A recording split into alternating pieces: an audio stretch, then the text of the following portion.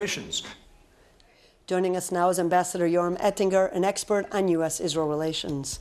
Ambassador Ettinger, thanks so much for coming this evening. What do you make of Secretary Kerry's efforts to broker a ceasefire? Well, Secretary Kerry errs devastatingly in moral equivalence, which is an immoral moral equivalence, in oversimplification and appeasement of terrorism.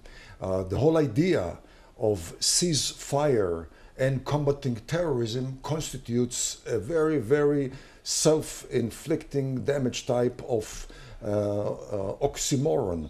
We're talking about the same John Kerry who displayed complete misunderstanding of the Middle East when he cultivated ties with Hafez Assad Sr. and then with Assad Jr., Bashar Assad, claiming that they were constructive leaders, peaceful leaders, and that Israel should talk with them. This is the same John Kerry who welcomed the extreme violence in Egypt and Libya and Tunisia and referred to it as transition towards democracy. And we know what happened with that transition. And this is the same John Kerry who embraced Arafat after Oslo as a prophet, a messenger of peace. And certainly, as we just heard, this is the same John Kerry who believes that the Palestinian issue is the root cause of Middle East turbulence, in spite of the last 5 years, which has proven that the Arab tsunami has nothing to do with the Palestinian issue. So the article in the Haaretz, which quoted top Israeli officials, saying that the ceasefire deal presented by Kerry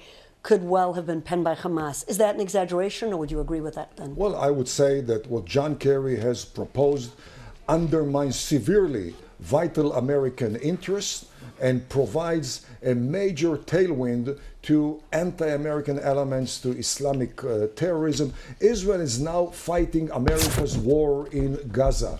The way that war will be concluded will determine whether the Hashemite regime in Jordan will survive or will be toppled by Islamic terrorism. Israel is fighting America's war because the war in Gaza will determine whether the Muslim Brotherhood will overcome Sisi or Sisi will stick to his throne in Egypt. And the war in Gaza determines whether the Saudi will be ruled by pro or anti-American elements. Why doesn't the United States understand that? Well, because this is the same United States that sided with Saddam Hussein in the 1970s and 80s, assuming that the enemy of my enemy is my friend. This is the same Department of State which sets policy, sided with Khomeini and facilitating his rise to power, and it was the US administration which toppled the Shah of Iran. Not much has changed when it comes to the Department of State in Washington. Ambassador Ettinger, what are you hearing from Congress? Is there backing for Israel to push forward against Hamas for victory, until victory,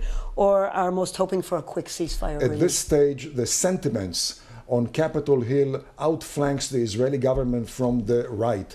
The more involved are the congressmen, the more hawkish they are, and they understand that ceasefire on one hand and combating terrorism on the other hand constitutes contradiction in term. If you want to combat terrorism and bring it to submission, you don't talk about and you don't negotiate ceasefire. We just have a short time left, but one last question.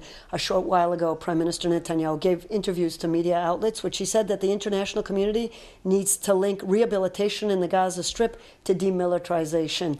Is this a realistic formula, in brief? Well, the realistic formula will be when Israel takes care of the demilitarization. We should not rely on any international forum, because time after time we have betrayed by international forums, and time after time we realize if not I for myself, nobody will be for me. Ambassador Yoram Ettinger, thank you so much for being our guest this evening. The Prime Minister's